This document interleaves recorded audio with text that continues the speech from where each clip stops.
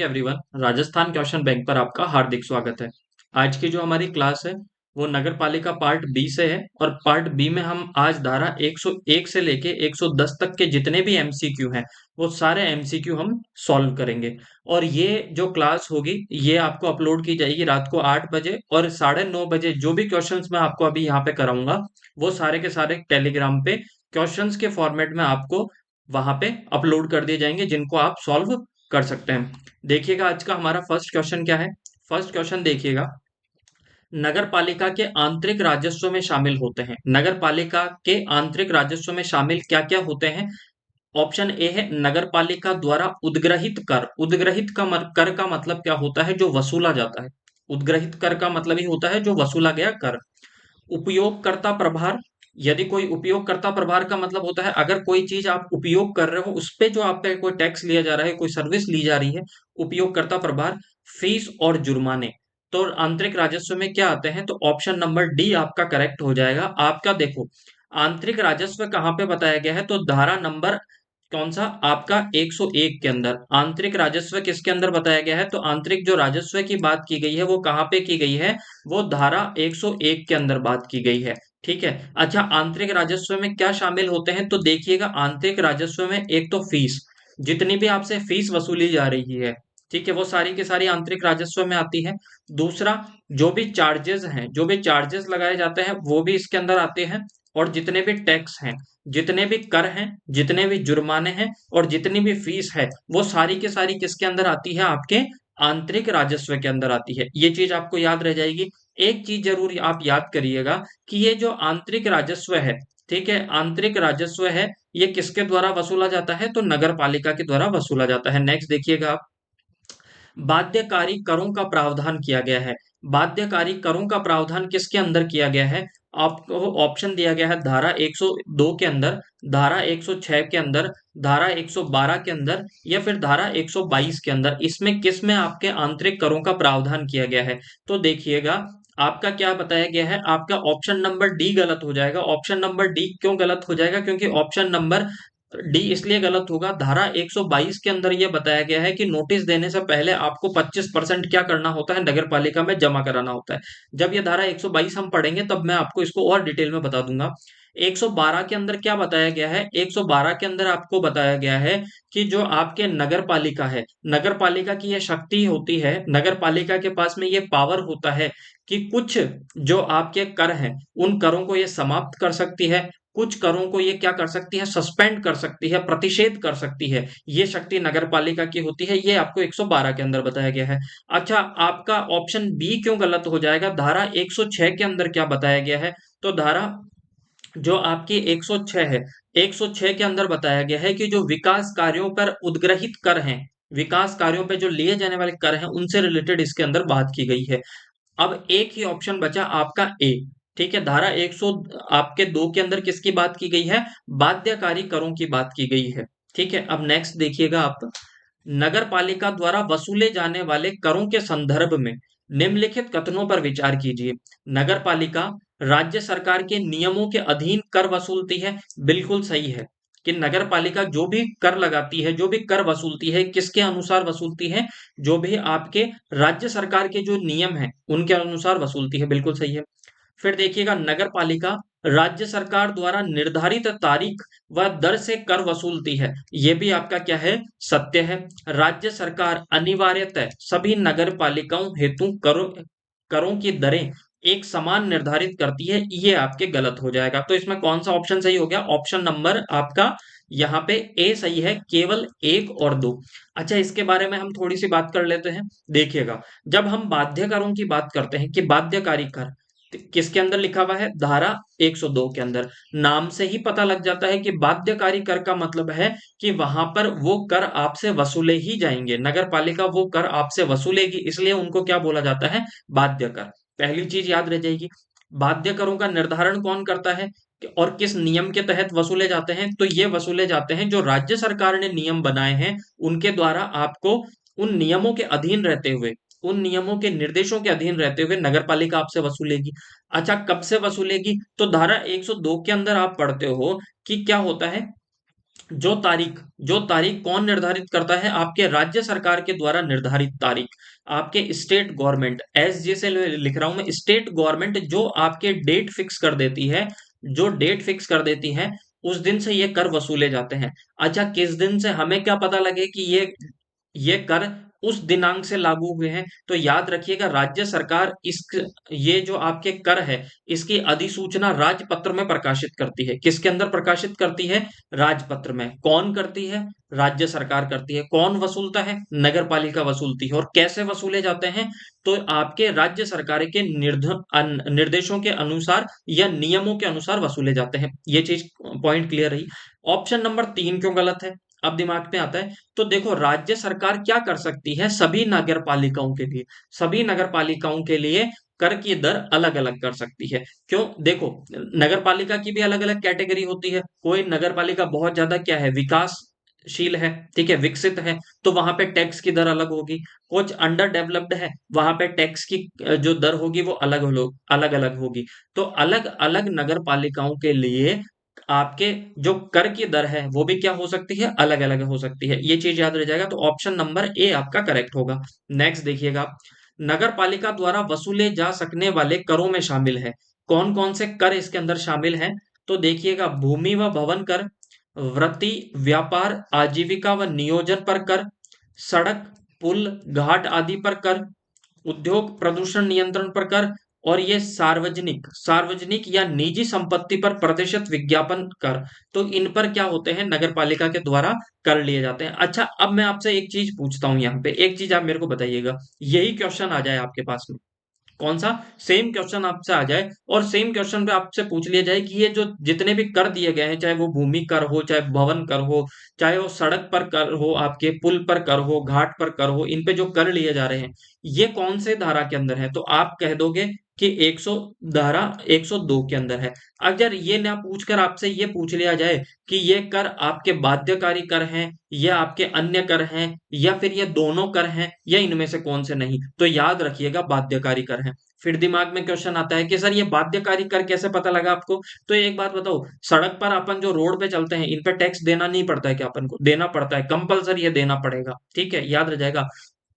आपके आजीविका के लिए, अगर आप कहीं किसी भी नगर पालिका के अंदर अगर आप कोई दुकान खोलते हैं या कोई बिजनेस करते हैं, तो आपको टैक्स देना पड़ता है, ये बाध्यकारी कर है, ठीक है। इसलिए याद रखना कि ये अगर आपसे कभी पूछ लिया जाए कि ये कर कौन से हैं, तो ये कर बाध्यकारी कर है और धारा 102 के अंदर है। आई होप आपको ये चीज याद रहेगी। तो इसमें सारे के सारे ऑप्शन क्या हैं आपके, करेक्ट हैं।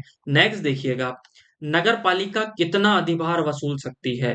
नगर पालिका कितना अधिभार वसूल सकती है? तो देखिएगा, आप पे 10% तक, 15% तक, 20% तक और 25% तक। तो याद रखिएगा, धारा 102 जब आप पढ़ते हैं तो बाध्यकारी कर, जब आप पढ़ते हैं, सॉरी, आपके धारा 103 पढ़ते हैं, और 103 के अंदर हम क्या पढ़ते हैं, एक धारा 103 के अंदर पढ़ते हैं अन्य कर। क्या? अन्य कर। जो कौन कर अध्यारोपित कर सकती है? नगर पालिका आप पे अध्यारोपित कर सकती है, ठीक है, ये 103 के अंदर लिखा हुआ है। उस पर कितना अधिभार वसूला जा सकता है? तो याद रखिएगा, 10% तक क्या वसूला जा सकता है? अधिभार वसूला जा सकता है। मेरे हिसाब से ये चीज आपके क्लियर हुई होगी, ठीक है। अब यहाँ पे दो चार चीजें मैं आपको बता देता हूं। जब हम अन्य कर की बात करते हैं, तो आप पूछोगे कि सर ये अन्य कर कितने हैं? तो इन अन्य करों की जो संख्या है, वो संख्या है 10। टोटल कितने कर हैं ये? 10 कर हैं। किसके अंदर बात है? आपके अन्य करों की बात की गई है। कौन सी धारा के अंदर है? धारा 103 के अंदर है। ये चीज याद रह जाएगी। अच्छा, एक बात बताओ, इन करों को कौन लागू कर सकता है? तो आपके नगर पालिका लागू कर सकती है। अच्छा, ये कर कौन से होंगे? तो ये कर वही होंगे जिनको जिनका आपके संविधान के अंदर लिखा गया है। इन करों की बात संविधान के अंदर की गई है। तो राज्य सरकार भी इनका निर्देश कब दे सकती है? वो आपके जो संविधान के अंदर लिखे गए हैं, उन जो कर जो आपके संविधान में लिखे गए हैं, उन्हीं नियमों के तहत या उन्हीं करों को क्या कर सकती है, आपके आपके राज्य सरकार लागू कर सकती है। अब जब राज्य सरकार लागू कर सकती है, तो मतलब उन्हीं संविधान के जो अंदर जो कर लिखे गए हैं, उनको आपके नगर पालिका लागू कर सकती है। तो ये चीज, आई होप आपको ये चीज समझ में आई होगी। नेक्स्ट देखिएगा, कौन सी धारा नगर पालिका को उपयोगिता प्रभार वसूल करने की शक्ति देती है? कौन सी देती है? तो आपके ये 104 तो देखो, आपके 94 तो इसलिए गलत हो गया, आपको मैं बार बार बताता हूं कि 89 से लेके 89 के बाद में से लेके आपके धारा 100 तक तो आपके लिखे गए ही नहीं है, सिलेबस में ही नहीं है। तो इसका मतलब जो भी है वो गलत है, ठीक है। तो ये 104 के अंदर लिखा हुआ है, ये चीज आप याद रखिएगा, याद रह जाएगा आपको। नेक्स्ट आप देखिएगा, नगर पालिका द्वारा उपयोगिता प्रभार वसूल करने के संदर्भ में निम्नलिखित कथनों पर विचार कीजिए। नगर पालिका जल निकास, ठोस अपशिष्ट प्रबंधन, वाहनों की पार्किंग या अन्य किसी नागरिक सेवा के लिए उपयोगिता प्रभार वसूल सकती है। बिल्कुल ये सत्य है, ठीक है। उपयोगिता प्रभार की दरों का निर्धारण राज्य सरकार के द्वारा किया जाएगा। जो उपयोगिता प्रभार की दरों का निर्धारण राज्य सरकार के द्वारा किया जाएगा। राज्य सरकार किसी भी उपयोगिता प्रभार वसूली का निर्देश दे सकती है, ये बिल्कुल सही है। यहाँ पे गलत कौन सा होगा? गलत ऑप्शन नंबर 3 होगा आपका, क्योंकि उपयोगिता प्रभार की दरों का निर्धारण किसके द्वारा किया जाता है? ये आपकी नगर पालिका के द्वारा किया जाता है। किसके द्वारा किया जाता है? नगर पालिका के द्वारा किया जाता है।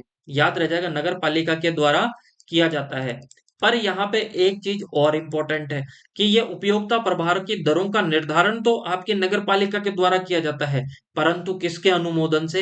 राज्य सरकार के अनुमोदन से। ये चीज आप याद रखिएगा। नेक्स्ट देखिएगा, तो इसमें कौन सा सत्य हो जाएगा? ऑप्शन नंबर आपका यहाँ पे, सॉरी, ऑप्शन नंबर यहाँ पे कौन सा सही हो जाएगा? आपका 1 और 3, ठीक है। नेक्स्ट देखिएगा आप, धारा 105 का संबंध है, धारा 105 का संबंध किससे है?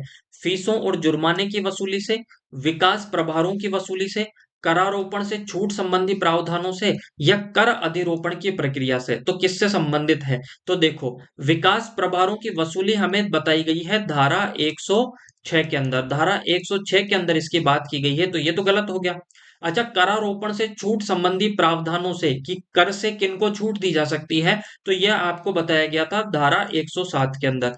धारा 107 के अंदर इसकी बात की गई है, तो यह भी गलत है। अच्छा, कर अधिरोपण की जो प्रारंभिक प्रक्रिया है वो किसके अंदर बताई गई है? वो हमें बताई गई है धारा 108 के अंदर, धारा 108 के अंदर। तो ये चीज याद रहेगी। तो ये तीनों ऑप्शन तो गलत है। तो फिर फीसों एवं जुर्मानों की जो वसूली है ये आपके किसके अंदर बताई गई है? 105 के अंदर बताई गई है। नेक्स्ट देखिएगा, नगर पालिका विकास प्रभार वसूल सकती है। अच्छा, जैसे ही विकास प्रभार आया, नगर पालिका विकास प्रभार वसूल सकती है, ये कौन सी धारा की बात कर रहे हैं हम? धारा 106 की बात कर रहे हैं। एक चीज याद रखिएगा, 12 मीटर से अधिक ऊंचाई वाले भवन पर निर्माण, किसी भवन की विकास की योजना पर किसी भवन की विकास योजना या उप विभाजन योजना पर, कि ये लिखा हुआ है किसी क्षेत्र के पुनर्विकास के लिए योजना पर। तो ये चीज आप जरूर याद रखिएगा। तो इनमें से कौन सा सत्य है? तो इसमें से आपका ऑप्शन नंबर 1 तो गलत है,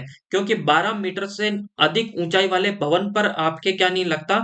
आपके कर नहीं लगता। इसकी यहाँ पे कितनी है? यहाँ पे इसकी जो ऊंचाई दे रखी है वो 14 मीटर दे रखी है, ठीक है। 14 मीटर से अधिक ऊंचाई के जो भवन बनते हैं उन पर क्या कर सकती है नगर पालिका? कर वसूल सकती है। 14 मीटर से अधिक अधिक ऊंचाई है, ठीक है। 12 मीटर यहाँ पे गलत दे रखा है। किसी भवन की विकास की योजना एवं उप विभाजन योजना पर कर वसूला जा सकता है, बिल्कुल वसूला जा सकता है। किसी क्षेत्र के पुनर्विकास के लिए योजना पर कर वसूला जा सकता है, बिल्कुल वसूला जा सकता है। ये चीज आपको याद रह जाएगी। तो इसमें कौन सा सत्य हो जाएगा? आपका ऑप्शन नंबर 2 और 3 यहाँ पे क्या हो जाएगा? करेक्ट हो जाएगा। नेक्स्ट देखिएगा, नगर पालिका द्वारा आरोपित विकास प्रभार के संदर्भ में निम्नलिखित कथनों पर विचार कीजिए। विकास प्रभार का अग्रिम भुगतान करना होता है। जो विकास प्रभार है उसका अग्रिम भुगतान करना पड़ता है, बिल्कुल सत्य है। पुनर्विकास के मामले में प्रभार सभी निवासियों और सभी हितधारकों द्वारा देय होंगे, ये भी सत्य है। नगर पालिका ऐसे विकास प्रभार का पृथक लेखा रखती है, ये भी सत्य है।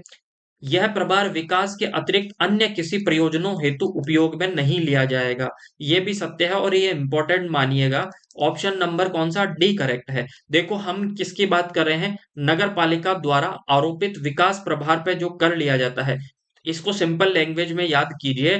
धारा 106 के अंदर लिखा हुआ है कि जो भी विकास प्रभार है, जो भी डेवलपमेंट हो रहा है, उन पे जो टैक्स लिया जाता है, उसकी बात किसके अंदर की गई है? धारा 106 के अंदर की गई है। पहले ऑप्शन हमने क्या पढ़ा? कि जो भी विकास कार्य करवा रहे हैं, जो विकास करवा रहे हैं उन पे क्या किया जाएगा? अग्रिम भुगतान किया जाएगा, ये चीज याद रह जाएगी। फिर दूसरा हमने क्या पढ़ा था कि जो पुनर्विकास के मामले हैं, ठीक है, इनमें प्रभार तथा निवासियों तथा सभी हितधारकों द्वारा देय होगा, ये भी सत्य है। अब यहाँ पे इंपॉर्टेंट चीज क्या है? इंपॉर्टेंट चीज है कि विकास कार्यों पर जो कर आपसे लिया जाता है उनके लिए क्या किया जाता है, एक अलग से अकाउंट मेंटेन किया जाता है, एक अलग से क्या किया जाता है, अकाउंट मेंटेन किया जाता है। और यह जो आपके पैसा आया है वो विकास कार्य के अलावा अन्य किसी पर खर्च नहीं किया जाएगा, नहीं उपयोग में लिया जाएगा। ये चीज जरूर इंपॉर्टेंट है। बाकी चीज आप याद करो ना करो, ये चीज आप जरूर याद करिएगा। ये दोनों पॉइंट, ये दोनों पॉइंट आप याद कीजिएगा। नेक्स्ट देखिएगा आप कि किस धारा के अंतर्गत करारोपण से छूट संबंधी प्रावधान दिए गए हैं। धारा 107 के अंदर, धारा 117 के अंदर, धारा 127 के अंदर या धारा 137 के अंदर। तो ये किसके अंदर, तो करारोपण से जो छूट संबंधी प्रावधान है वो किसके अंदर किए गए हैं, वो आपके धारा 107 के अंदर किए गए हैं। तीन इंपॉर्टेंट चीजें हम यहाँ पे याद करेंगे। पहली चीज क्या, कि राज्य सरकार, कौन सी, एक तो राज्य सरकार, एक तो राज्य सरकार और एक आपके कौन से, केंद्र की सरकार, केंद्र सरकार, इनके द्वारा यदि कोई भी, इनके द्वारा कोई भी जो जमीन होती है, चाहे वो कोई भी आपके जमीन हो, चाहे कोई भी वो मकान हो, ठीक है, जो कोई भी भवन हो, कोई भी जमीन हो, इन पर क्या नहीं लिया जाता, इन पर टैक्स नहीं लिया जाता। राज्य सरकार की, केंद्र सरकार की, इनकी जो भूमि होती है इन पे कोई टैक्स नहीं लिया जाता। पहली चीज तो ये याद रखिएगा। दूसरा, दूसरी चीज यहाँ पे इंपॉर्टेंट पॉइंट आपको याद रखना है, 26 जनवरी 1950, 26 जनवरी 1950 से पहले जो भी टैक्स केंद्र सरकार पे लगते थे, जो भी टैक्स लागू थे केंद्र सरकार पे, उन पे नगर पालिका क्या कर सकती है, केंद्र सरकार की जमीन पे से या केंद्र सरकार की भवन से ये केंद्र सरकार से टैक्स वसूल सकती है। मैं बार बार आपको एक चीज बोल रहा हूं कि राज्य सरकार केंद्र सरकार की जमीन पर या इनके भवनों पर, इन पर क्या नहीं कर सकती, नगर पालिका टैक्स वसूल नहीं सकती। दूसरी चीज मैंने क्या कही, क्या कही आपसे कि 26 जनवरी 1950 से पहले जो भी टैक्सेस आप पे लगते थे केंद्र सरकार पर, केंद्र सरकार की जमीन पर, उन पे क्या कर सकती है, नगर पालिका टैक्स वसूल सकती है। तीसरा पॉइंट आपको यहाँ पे क्या याद रखना है, तीसरा पॉइंट आपको यहाँ पे क्या याद रखना है कि यदि, यदि आपके नगर पालिका ने कोई भी ऐसा मंदिर है, कोई भी बड़ा मंदिर है जिसको ऑथराइज कर सकता है, उन पे कोई टैक्स नहीं वसूला जा सकता, उन पर क्या कोई भी टैक्स नहीं वसूला जा सकता। ये चीज आपको याद रह जाएगी, ठीक है। अच्छा, एक चीज इंपॉर्टेंट और बतानी है यहाँ पे कि जो राज्य सरकार और जो केंद्र सरकार है इनकी कोई जमीन है, इनका कोई भवन है, उसका पर्पस क्या होना चाहिए, उसका पर्पस आपके पब्लिक की सेवा करना होना चाहिए। ऐसा नहीं कि पर्सनल यूज के लिए लिया हो और उस पर कोई टैक्स, अगर पर्सनल यूज के लिए है तो उस पर टैक्स लगाया जाएगा, ठीक है, ये चीज आप याद रखिएगा। नेक्स्ट देखिएगा, करारोपण से छूट संबंधी प्रावधानों के संदर्भ में निम्नलिखित कथनों पर विचार कीजिए। धारा 102 और 103 में विनिर्दिष्ट कर नगर पालिका संपत्ति पर लागू नहीं होंगे, ठीक है। तो ये आपके क्या है, ये बिल्कुल सत्य है। भूमि, भवन या वाहन, यान, नौका आदि यदि केंद्र व राज्य सरकार में निहित हो तो उन पर किसी भी स्थिति में, किसी भी स्थिति में कर नहीं लगेगा। ये आपके गलत है, किसी भी स्थिति में नहीं। मैंने इससे पहले बताया कि आपके राज्य सरकार या केंद्र सरकार की के अंदर के, केंद्र सरकार में कोई भी भूमि, कोई भी वाहन, कोई भी यान, कोई भी नौका यदि निहित है और उनका यूज पब्लिक के लिए नहीं हो रहा, पर्सनल यूज के लिए हो रहा, तो उस पर टैक्स लगेगा। तो ये किसी भी स्थिति वाला पॉइंट यहाँ पे गलत दे रखा था, तो इसलिए गलत हो गया। किसी भी सार्वजनिक पूजा स्थल पर कर नहीं लगेगा, देखो ये भी गलत है। मैंने क्या कहा, किसी भी नहीं, जिसको नगर पालिका ऑथराइज कर दे, जिसे नगर पालिका अधिकृत कर दे, ठीक है, उस मंदिर पर टैक्स नहीं लगेगा, अदरवाइज और मंदिरों पर टैक्स लगेगा, ये गलत है, ठीक है। तो किसी भी वाला पॉइंट गलत दे रखा था। राज्य सरकार द्वारा युक्ति युक्त आधारों पर किसी कर के भुगतान से छूट दी जा सकती है, बिल्कुल, अगर राज्य सरकार चाहे तो अगर किसी युक्ति युक्त प्रबंधनों के आधार पर नगर पालिका को छूट प्रदान कर सकती है। तो 1 और 4 यहाँ पे क्या है, सत्य है। नेक्स्ट देखिएगा, कर अधिरोपित करने की प्रारंभिक प्रक्रिया का वर्णन कीजिए।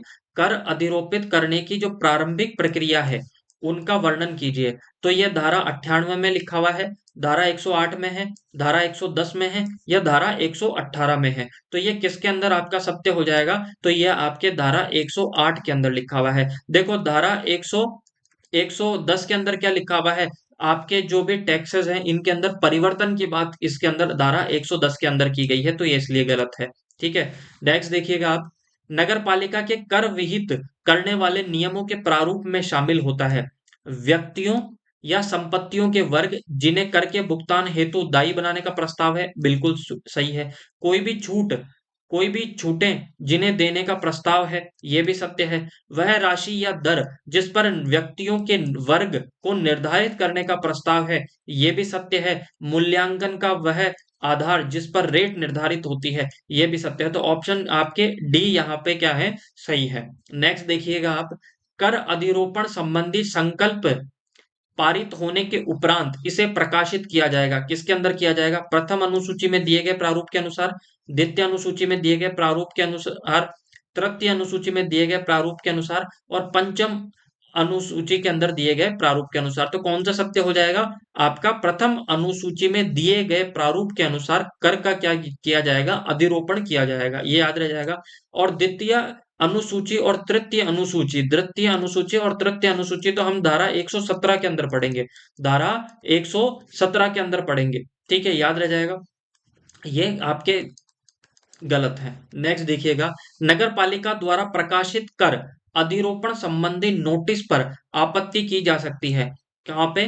नोटिस जारी होने के 15 दिन में, नोटिस जारी होने के 20 दिन में, नोटिस जारी होने के 25 दिन में या नोटिस जारी होने के 30 दिन में। तो इनमें से कौन सा आपके क्या हो जाएगा? सत्य हो जाएगा। तो इनमें से कौन सा हो जाएगा? नोटिस जारी होने के 30 दिन में, याद रह जाएगा। 108 के अंदर क्या था? कर अध्यारोपित करने की प्रारंभिक प्रक्रिया। और 109 के अंदर क्या है कि कर का अधिरोपण। तो कर का अधिरोपण मतलब हम ये बात किसकी कर रहे हैं? धारा 109 के अंदर कर रहे हैं।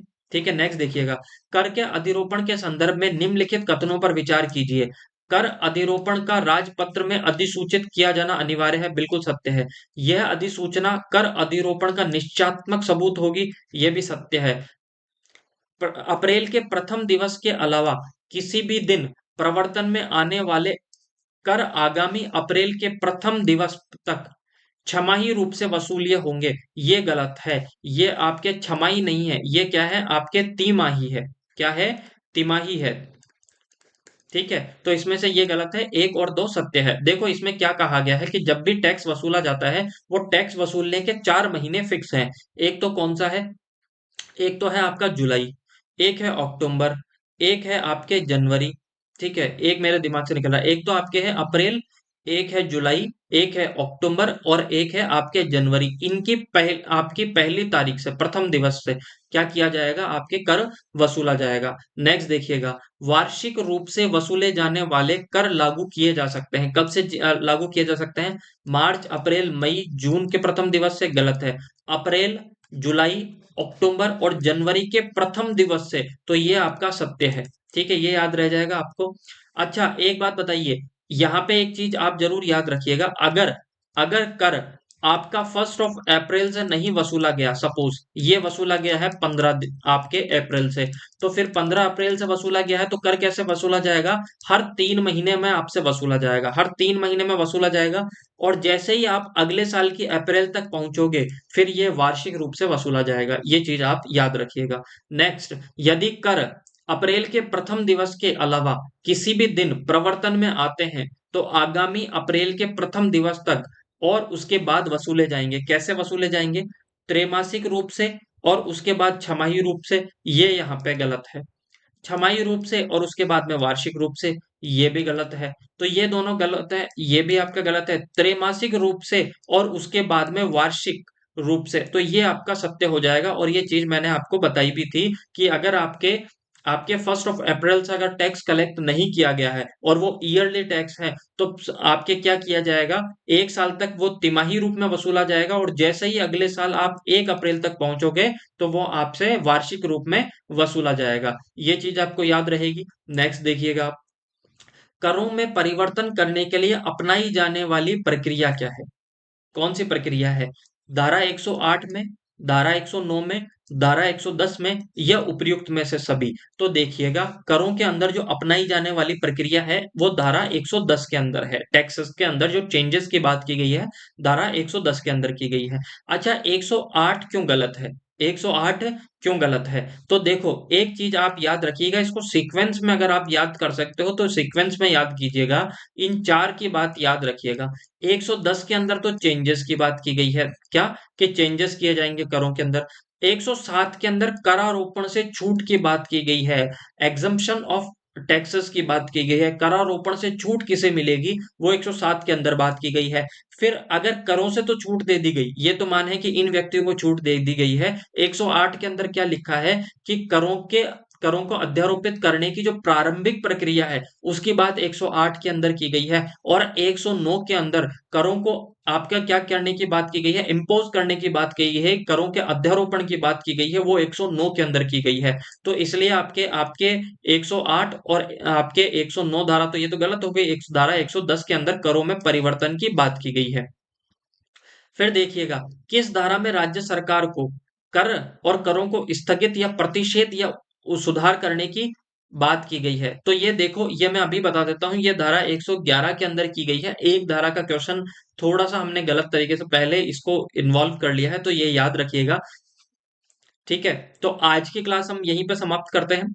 एक चीज जरूर याद रखनी है कि जितने भी क्वेश्चंस हमने किए, जितने भी क्वेश्चंस अभी मैंने आपको क्लास में किए हैं, ये आप क्लास देखिए। क्लास देखने के बाद में 9:30 बजे, रात को 9:30 बजे आपको क्या करना है, 9:30 बजे ये आपको क्वेश्चंस किस पे मिल जाएंगे, ये आपको मिल जाएंगे टेलीग्राम पे। किस पे मिल जाएंगे? टेलीग्राम पे। टेलीग्राम का लिंक आपको दिया गया होता है, आप जाके पोस्ट पे, कम्युनिटी पोस्ट पे देख सकते हैं। टेलीग्राम पे ये क्वेश्चन मिल जाएंगे। इन क्वेश्चंस को आप क्या कीजिएगा, सॉल्व कीजिएगा। फिर जिसमें गलती हुई है उसको देखिएगा।